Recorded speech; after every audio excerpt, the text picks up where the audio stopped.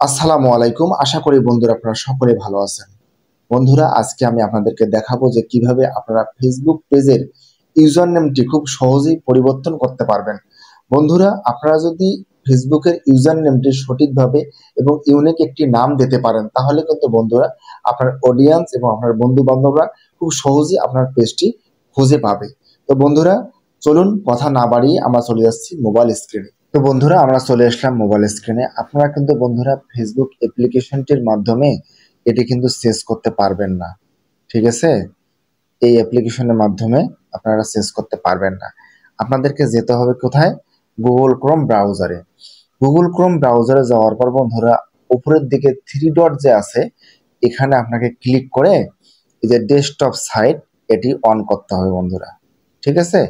এই যে desktop site যে অপশনটি আছে এটি অন করতে হবে। আপনার যদি অফ থাকে আপনারা কি করবেন? অন করবেন। এরপর বন্ধুরা যে কাজটি করতে হবে আপনাদেরকে, উপরে দেখুন প্রোফাইল আইকন আছে, এই প্রোফাইল আইকনে আপনাকে ক্লিক করতে হবে। ক্লিক করার পর আপনাকে অবশ্যই সেটিংয়ে যেতে হবে। বন্ধুরা সেটিং অ্যান্ড প্রাইভেসি এটিতে ক্লিক করতে হবে।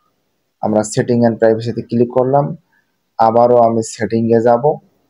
সেটিংয়ে যাওয়ার পর বন্ধুরা আপনাদেরকে কিন্তু কি করবে? এই লাইটে নিয়ে আসবে, এখানে যাওয়া যাবে না, ক্রমেই থাকতে হবে। আমি এটা দেখাচ্ছি আপনাদেরকে কিভাবে থাকবেন আপনার ক্রোম ব্রাউজারে।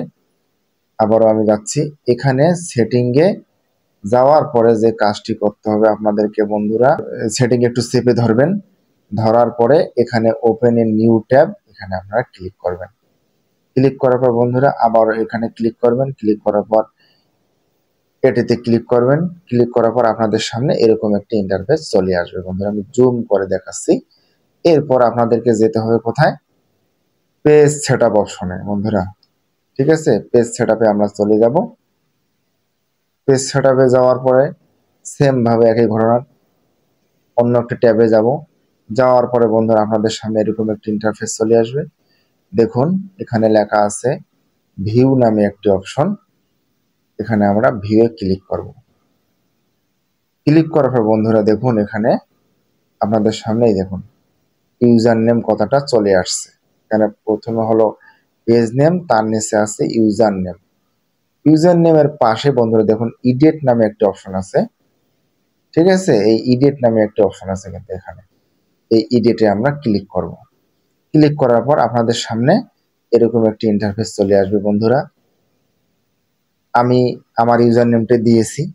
আপনারা আপনাদের পছন্দ মতো যেটি ফেসবুক অ্যাকসেপ্ট করবে, যেটি ফেসবুক নেবে সেটা আপনারা এখানে দিয়ে, ঠিক আছে? সেটা আপনারা এখানে দেওয়ার পরে আপনারা এখানে ক্লিক করবেন সেভ অ্যান্ড চেঞ্জ।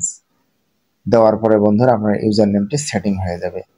তখন আপনারা আপনাদের বন্ধু বান্ধবদেরকে বলতে পারবেন যে বন্ধুরা এই ইউজার নেমটি লিখে তুমি ফেসবুকে সার্চ করো, তাহলে আমার পেজটি সহজেই পেয়ে যাবা। তো বন্ধুরা ভিডিওটি আজকে এ পর্যন্তই। যদি ভালো লেগে থাকে অবশ্যই পেজটিকে ফলো করে চ্যানেলটিকে সাবস্ক্রাইব করে আমার পাশে থাকার অনুরোধ করতেছি। সবাইকে আবারও ধন্যবাদ। আসসালামু আলাইকুম।